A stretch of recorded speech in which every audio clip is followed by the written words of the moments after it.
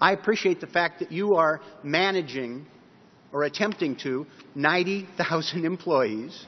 You have a budget almost $11 billion. And I appreciate that you're doing this with a workforce, since I've been in Congress, that has shrunk 25,000 employees. 10,000, I think, in the last 4 years. But the budget, if this Congress, in its wisdom, my Republican colleagues, are cutting your budget. The training budget, I think, went from $172 million to $22 million for a tax code that we consistently make more complex.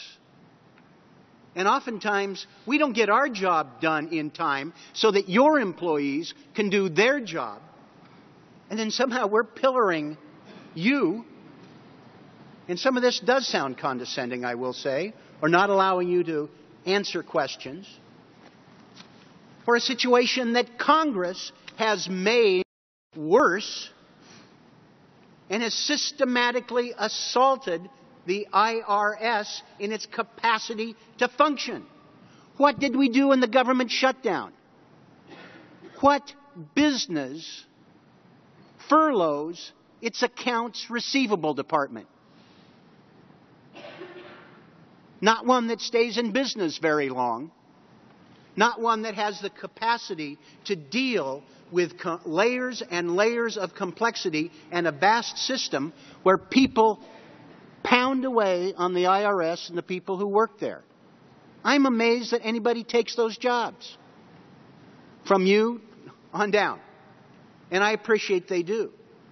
You know, it's certain irony that is now the dicta of the Republican Party to assault the IRS at every turn and undercut its ability to function.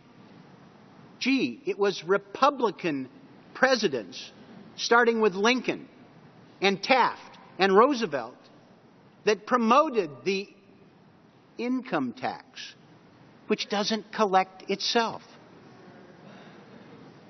I appreciate the hard work. I appreciate being able to tease out this. I appreciate my friend Mr. Doggett's reference to all manner of things that are being laid at your doorstep. I hope before we get through this budget process, we take a hard look at what this critical agency needs to function, like training, like people on the job, not have budget cuts that we are told by the tax advocate a budget cut of $1 costs the federal government $7, and undercutting enforcement, which every dollar is over $250 that's returned to the taxpayers, veteran services, for environmental protection, for defense. I'm sorry, I'm taking more time than I wanted. I'd like to turn to you to give you an unfettered minute or two if there's something that you would like to say. Thank you very much. And I will just conclude with my thanks for your being here.